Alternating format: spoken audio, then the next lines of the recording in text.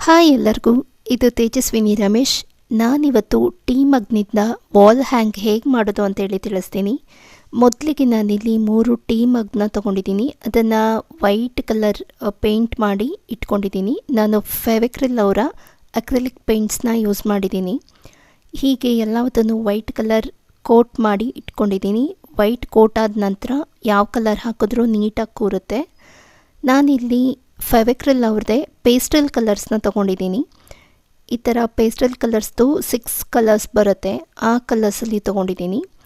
ಒಂದೊಂದು ಮಗ್ಗಿಗೂ ಒಂದೊಂದು ಕಲರ್ನ ತೊಗೊಂಡಿದ್ದೀನಿ. ಲೈಕ್ ಆಕ್ವಾ ಬ್ಲೂ ಕಲರ್ ತೊಗೊಂಡಿದ್ದೀನಿ, ಎಲ್ಲೋ ತೊಗೊಂಡಿದ್ದೀನಿ, ಹಾಗೆ ಪೇಸ್ಟಲ್ ಪಿಂಕ್ ತೊಗೊಂಡಿದ್ದೀನಿ. ಹೀಗೆ 3 ಕಲರ್ನ ತೊಗೊಂಡಿದ್ದೀನಿ. ಹಾಗೆ ಫ್ಲ್ಯಾಟ್ ಬ್ರಷ್ ತೊಗೊಂಡಿದ್ದೀನಿ. ಇದು 10 ಇಂಚ್ ಇರೋವಂಥ ಫ್ಲ್ಯಾಟ್ ಬ್ರಷ್ ಇರ್ಬೋದು. ಹೀಗೆ ಎಲ್ಲದನ್ನು ನೀಟಾಗಿ ಪೇಂಟ್ ಮಾಡ್ಕೊತಾ ಇದ್ದೀನಿ. ಒಂದೊಂದು ಮಗ್ಗಿಗೆ ಒಂದೊಂದು ಕಲರ್ನ ಪೇಂಟ್ ಮಾಡ್ತಾಯಿದ್ದೀನಿ. ಲೈನ್ಸ್ ಎಲ್ಲ ನೀಟಾಗಿ, ಹಾಗೆ ವೈಟ್ ಕಲರ್ ಪೇಂಟ್ ಎಲ್ಲ ನೀಟಾಗಿ ಕವರ್ ಆಗೋ ಹಾಗೆ ಪೇಂಟ್ ಮಾಡ್ಕೋಬೇಕು ಎಲ್ಲದನ್ನು. ಇದನ್ನು ನಾನು ಫಾಸ್ಟ್ ಫಾರ್ವರ್ಡ್ ಮಾಡಿದ್ದೀನಿ. ನಾನು ನಿಧಾನಕ್ಕೆ ಮಾಡಿರೋದು, ಲೆಂತಿ ಆಗುತ್ತೆ ವಿಡಿಯೋ ಅಂತ ಹೇಳಿ ಹೀಗೆ ಫಾಸ್ಟ್ ಫಾರ್ವರ್ಡ್ ಮಾಡಿದ್ದೀನಿ. ಹೀಗೆ ಎಲ್ಲದನ್ನು ಕೋಟ್ ಮಾಡ್ಕೊಂಡಿದ್ದೀನಿ. ಹೀಗೆ ಪೇಂಟ್ ಮಾಡಿರೋದನ್ನು ಸ್ವಲ್ಪ ಹೊತ್ತು ಡ್ರೈ ಆಗೋದಕ್ಕೆ ಬಿಡಬೇಕು.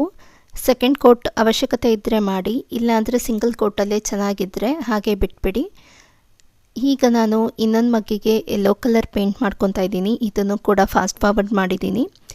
ಇದನ್ನು ಸ್ವಲ್ಪ ಹೊತ್ತು ಚೆನ್ನಾಗಿ ಡ್ರೈ ಆಗೋದಕ್ಕೆ ಬಿಡಬೇಕು. ನಾವು ಹಸಿ ಇದ್ದಾಗಲೇ ಮತ್ತೊಂದು ಪೇಂಟ್ ಏನಾದರೂ ಹಚ್ಚೋದಕ್ಕೆ ಹೋದಾಗ ಸ್ಪ್ರೆಡ್ ಆಗಿಬಿಡತ್ತೆ, ಕಲರ್ ಅಷ್ಟು ನೀಟಾಗಿ ಚೆನ್ನಾಗಿ ಬರಲ್ಲ. ಹಾಗಾಗಿ ನಾನು ಸ್ವಲ್ಪ ಹೊತ್ತು ಒಂದು 10 ಮಿನಿಟ್ಸ್ ಅಥವಾ 15 ಮಿನಿಟ್ಸ್ ಅಷ್ಟು ಡ್ರೈ ಆಗೋದಕ್ಕೆ ಬಿಡ್ತೀನಿ. ಹೀಗೆ ನಾನು ಎಲ್ಲ ಮಗ್ಗುಗಳನ್ನೂ ಒಂದೊಂದು ಕಲರಲ್ಲಿ ಕಲರ್ ಮಾಡ್ಕೊಂಡಿದ್ದೀನಿ. ಕಂಪ್ಲೀಟಾಗಿ ಡ್ರೈ ಆಗಿದೆ. ಈಗ ಡ್ರೈ ಆಗಿದ ನಂತರ ಒಂದು ಪೇಪರ್ ಇಟ್ಕೊಂಡು ಹಳೆಯದು ಸ್ಕ್ರೂ ಡ್ರೈವರ್ ಅಥವಾ ಟೆಸ್ಟರ್ ಇದ್ದರೆ ಮಧ್ಯದಲ್ಲಿ ಹೋಲ್ ಮಾಡ್ಕೋಬೇಕು. ಇದನ್ನು ಪೇಂಟ್ ಮಾಡೋಕ್ಕೂ ಮುಂಚೆನೇ ಮಾಡ್ಬೋದಿತ್ತು, ನಾನು ಮರ್ತೋಗಿದ್ದೆ. ಸೊ ಈ ಟೈಮ್ನಲ್ಲಿ ಮಾಡ್ಕೊಂಡಿದ್ದೀನಿ, ತೊಂದರೆ ಏನಿಲ್ಲ. ಬಟ್ ಡ್ರೈ ಆದಮೇಲೇ ಮಾಡ್ಕೋಬೇಕು ತೂತನ್ನ. ಹಸಿ ಇದ್ದಾಗ ಮಾಡಿದ್ರೆ ಮಣ್ಣೆಲ್ಲ ಅದ್ರ ಮೇಲೇ ಬಿದ್ದು ಕಲರ್ ಆಗಿಬಿಡತ್ತೆ. ಹಾಗಾಗಿ ಡ್ರೈ ಆದಮೇಲೆ ನೀಟಾಗಿ ಮಾಡ್ಕೊಳ್ಳಿ. ಹೀಗೆ ಡ್ರೈ ಆಗಿದ ನಂತರ ನಾನು ಪೇಸ್ಟಲ್ ಪಿಂಕಿಗೆ ನಾರ್ಮಲ್ ಫೆವಿಕ್ರಿಲ್ದು ಡಾರ್ಕ್ ಪಿಂಕ್ ಕಲರ್ನ ಯೂಸ್ ಮಾಡ್ತಾಯಿದ್ದೀನಿ. ಇದು ಜಸ್ಟ್ ಬಾರ್ಡ್ರಿಗೋಸ್ಕರ. ಹೀಗೆ ಚಿಕ್ಕದೊಂದು ಫ್ಲ್ಯಾಟ್ ಬ್ರಷ್ ತೊಗೊಂಡಿದ್ದೀನಿ. ಫ್ಲ್ಯಾಟ್ ಬ್ರಷ್ನಲ್ಲೇ ಬಾರ್ಡರ್ನ ಕ್ರಿಯೇಟ್ ಮಾಡ್ಕೊತಾ ಇದ್ದೀನಿ. ನೀಟಾಗಿ ನಿಧಾನಕ್ಕೆ ಕ್ರಿಯೇಟ್ ಮಾಡ್ಕೊಳ್ಳಿ. ಜಾಸ್ತಿ ಹೊರಗಡೆ ಎಲ್ಲ ಸ್ಪ್ರೆಡ್ ಆಗದೆ ಇರೋ ಹಾಗೆ ಸ್ವಲ್ಪ ನೋಡಿಕೊಂಡು ಕ್ರಿಯೇಟ್ ಮಾಡ್ಕೊಳ್ಳಿ. ನಾನು ಪ್ರತಿಯೊಂದು ಮಗ್ಗಿಗೂ ಈ ಥರ ಲೈನ್ಸ್ನ ಹಾಕ್ಕೊತಾ ಇದ್ದೀನಿ. ಬಾಟಮ್ ಲೈನಲ್ಲಿ ಒಂದು, ಅಪ್ಪರ್ ಲೈನಲ್ಲಿ ಒಂದು ಹಾಕೋಬೇಕು. ಬಾಟಮ್ ಲೈನಲ್ಲಿ ಫಸ್ಟ್ ಹಾಕ್ಕೊಳ್ಳಿ, ಅದು ಸ್ವಲ್ಪ ಡ್ರೈ ಆಗಿರುತ್ತೆ.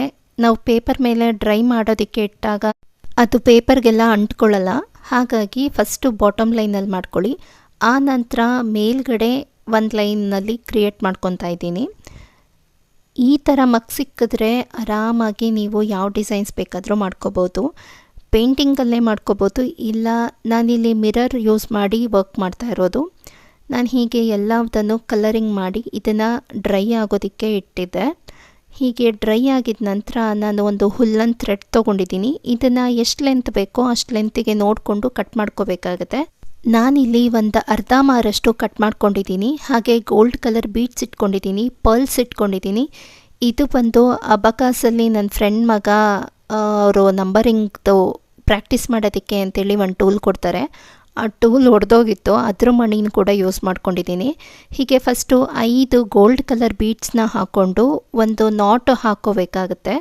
ಅದೆಲ್ಲ ಒಟ್ಟಿಗೆ ಸೇರಿ ಒಂದು ಸರ್ಕಲ್ ಥರ ಕ್ರಿಯೇಟ್ ಆಗುತ್ತೆ. ಹೀಗೆ ಅದಕ್ಕೊಂದೆರಡು ನಾಟ್ ಹಾಕ್ಕೊಂಡು ಗಟ್ಟಿ ಮಾಡ್ಕೊಳ್ಳಿ. ಆ ನಂತರ ಅದರಲ್ಲಿ ಬರೋ ಎಕ್ಸ್ಟ್ರಾ ಥ್ರೆಡ್ನ ಜಾಸ್ತಿ ಎಂಡಿಗೆ ಕಟ್ ಮಾಡ್ಕೊಬೇಡಿ, ಸ್ವಲ್ಪ ದಾರ ಬಿಟ್ಕೊಂಡು ಕಟ್ ಮಾಡ್ಕೊಳ್ಳಿ. ಆ ನಂತರ ಇನ್ನೊಂದು ಎಂಡಿ ಇರುತ್ತಲ್ಲ, ಆ ಎಂಡಿನ ಸಹಾಯದಿಂದ ಮತ್ತೆ ನಾವು ಬೀಡ್ಸ್ನ ಪೋಣಿಸ್ಕೋಬೇಕಾಗತ್ತೆ.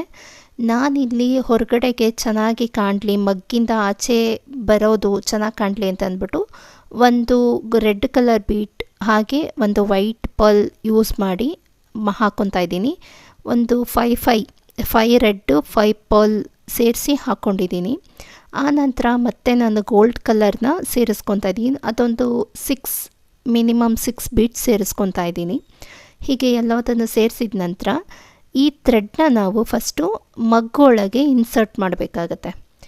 ಹೀಗೆ ಮಗ್ಗಿನ ತೂತ ಮಾಡ್ಕೊಂಡಿದ್ವಲ್ಲ, ಆ ತೂತದೊಳಗಿಂದ ಹೊರಗಡೆಗೆ ಇನ್ಸರ್ಟ್ ಮಾಡಿಕೊಂಡು ಆಚೆ ತಕ್ಕೋಬೇಕಾಗತ್ತೆ. ಆಚೆ ತೆಗ್ದಿದ ನಂತರ ಮತ್ತೆ ನಾವು ಸೇಮ್ ಕಾಂಬಿನೇಷನಲ್ಲಿ ಒಂದು ರೆಡ್ ಬೀಡ್ ಹಾಗೆ ಒಂದು ಪರ್ಲ್ ಮಿಕ್ಸ್ ಮಾಡಿ ಕಂಟಿನ್ಯೂಸ್ ಆಗಿ ನಿಮ್ಗೆ ಯಾವ ಲೆಂತ್ವರೆಗೂ ಬೇಕೋ ಆ ಲೆಂತ್ವರೆಗೂ ನಾವು ಬೀಡ್ಸ್ನ ಹಾಕೋಬೋದು.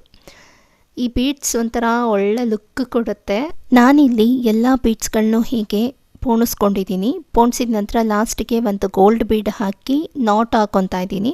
ಯಾಕೆಂದರೆ ಈ ಬೀಡೆಲ್ಲ ಲೂಸಾಗಿ ಬಿದ್ದೋಗ್ಬಾರ್ದು ಅಂತ ಹೇಳಿ ಒಂದು ಗೋಲ್ಡ್ ಬೀಡ್ ಹಾಕಿ ಸೆಕ್ಯೂರ್ ಮಾಡ್ಕೊತಾ ಇದ್ದೀನಿ. ಇದನ್ನು ಒಂದೆರಡು ನಾಟ್ ಹಾಕ್ಕೊಂಡು ಸೆಕ್ಯೂರ್ ಮಾಡಿಕೊಂಡ್ರೆ ಆಗುತ್ತೆ. ನಾನು ಇದನ್ನು ಎಲ್ಲದನ್ನು ಒಂದೇ ಲೆಂತಲ್ಲಿ ಮಾಡಿಲ್ಲ. ಒಂದು ಉದ್ದ, ಒಂದು ತುಂಡ, ಹಾಗೆ ಒಂದು ಮೀಡಿಯಮ್ ಲೆಂತಲ್ಲಿ ಮಾಡ್ಕೊಂಡಿದ್ದೀನಿ. 3 ಒಂದೊಂದು ಲೆಂತಲ್ಲಿದೆ. ಹಾಗಾಗಿ ಒಂದು ಉದ್ದ, ಒಂದು ಮೀಡಿಯಮ್ ಲೆಂತಲ್ಲಿ, ಹಾಗೆ ಒಂದು ತುಂಡ ಲೆಂತಲ್ಲಿ ಬರುತ್ತೆ. ಈ ಥರ ಎಲ್ಲದನ್ನು ಮಾಡ್ಕೊಂಡಿದ ನಂತರ ನಾನು ಮತ್ತೆ 3 ದಾರದಿಂದನೂ ಒಂದೊಂದು ಬೀಡ್ಗಳನ್ನ ಸೇರಿಸ್ಕೊತಾ ಇದ್ದೀನಿ. ಒಂದು 3 ಬೀಡಾದರೂ ಸೇರಿಸ್ಕೋಬೇಕಾಗತ್ತೆ. ಈ ಥರ ಕೀ ಪಂಚ್ದು ರಿಂಗ್ ಇರುತ್ತಲ್ಲ, ಆ ರಿಂಗಿಗೆ ನಾವು ಈ ದಾರನ ಕಟ್ಕೋಬೇಕಾಗತ್ತೆ. ಹಾಗಾಗಿ ನಾನು 3 ದಾರನೂ ಒಂದೇ ಬೀಡಲ್ಲಿ ಒಳಗೆ ಹೋಗೋ ಥರ ನಾನು ಅರೇಂಜ್ ಮಾಡಿಕೊಂಡು, ನನಗೆ ಯಾವ ಲೆಂತಲ್ಲಿ ಬೇಕೋ ಆ ಥರ ಅರೇಂಜ್ ಮಾಡಿಕೊಂಡು ನಾನು ಇನ್ಸರ್ಟ್ ಮಾಡ್ಕೊತಾ ಇದ್ದೀನಿ. ಅರೇಂಜ್ ಮಾಡ್ಕೋಬೇಕಾದ್ರೂ ಕೂಡ ಒಂದು ನಾಟ್ ಹಾಕ್ಕೋಬೇಕಾಗತ್ತೆ. ಹೀಗೆ ನಮಗೆ ಯಾವ ಲೆಂತಿಗೆ ಬೇಕೋ ಅಷ್ಟಕ್ಕೆ ಅರೇಂಜ್ ಮಾಡಿಕೊಂಡು ಹೀಗೆ ಬೀಡ್ಸ್ ಹಾಕ್ಕೊಂಡು ಒಂದು ನಾಟ್ ಹಾಕ್ಕೋಬೇಕಾಗತ್ತೆ. ನಾನಿಲ್ಲಿ ಒಂದು 3 ಗೋಲ್ಡ್ ಬೀಡನ್ನ ಸೇರಿಸ್ಕೊತಾ ಇದ್ದೀನಿ. ಗೋಲ್ಡ್ ಬೀಡನ್ನ ಸೇರಿಸ್ಕೊಂಡು ಥ್ರೆಡ್ಡೆಲ್ಲ ನೀಟಾಗಿ ಈವನ್ ಮಾಡಿಕೊಂಡು ಲಾಸ್ಟಲ್ಲಿ ಹಾಕಿರೋವಂಥ ಗೋಲ್ಡ್ ಬೀಡ್ಗೆ ನಾಟ್ ಹಾಕ್ಕೊತಾ ಇದ್ದೀನಿ. ಒಂದೆರಡು ನಾಟ್ ಹಾಕ್ಕೊಂಡು ಸೆಕ್ಯೂರ್ ಮಾಡಿಕೊಂಡ್ರೆ ಸಾಕಾಗುತ್ತೆ. ನಾಟ್ ಹಾಕಿದ ನಂತರ ಆ ರಿಂಗ್ ಇರುತ್ತಲ್ಲ, ಆ ರಿಂಗ್ ಒಳಗೆ ಇದನ್ನು ಸೇರಿಸಿ ಆ ರಿಂಗ್ ಜೊತೆಗೂ ಒಂದೆರಡು ನಾಟ್ ಹಾಕ್ಕೋಬೇಕಾಗತ್ತೆ. ನಾಟ್ ಹಾಕಿಲ್ಲ ಅಂದರೆ ಬಿತ್ತೋಗ್ಬಿಡುತ್ತೆ ಅನ್ನೋ ಚಾನ್ಸಸ್ ಇರುತ್ತೆ. ಹಾಗಾಗಿ ಫಸ್ಟು ನಾಟ್ ಹಾಕ್ಕೊಳ್ಳಿ. ಆನಂತರ ಉಳಿದಿರೋ ಥ್ರೆಡ್ ಇರುತ್ತಲ್ಲ, ಆ ಥ್ರೆಡ್ಡೆಲ್ಲ ಸೇರಿಸಿ ಅದನ್ನು ಸುತ್ಕೋಬೇಕಾಗತ್ತೆ. ನೀಟಾಗಿ ಆ ಸ್ಟೀಲ್ ರಿಂಗ್ ಏನಿದೆಯೋ ಅದೆಲ್ಲ ಕಾಣದೇ ಇರೋ ಹಾಗೆ ಹೀಗೆ ಸುತ್ಕೊಳ್ತಾ ಹೋಗಬೇಕಾಗತ್ತೆ. ಏನದೇನು ದಪ್ಪ ಬಂತು ಸಣ್ಣ ಬಂತು ಅಂತ ಏನು ತಲೆ ಕೆಡಿಸ್ಕೊಳ್ಳೋಕೆ ಹೋಗ್ಬಿಡಿ. ನೀಟಾಗಿ ಕವರ್ ಆದರೆ ಸಾಕು. ಹೀಗೆ ಕವರ್ ಆಗಿದ ನಂತರ ಒಂದೆರಡು ನಾಟ್ ನೀಟಾಗಿ ಹಾಕ್ಕೊಂಡು ಸೆಕ್ಯೂರ್ ಮಾಡಿಕೊಂಡ್ರೆ ಆಯಿತು. ದಾರ ಎಲ್ಲೂ ಕಟ್ಟಾಗದೇ ಇರೋ ಥರ ಸೇಫ್ ಮಾಡಿಕೊಂಡ್ರೆ ಆಯಿತು.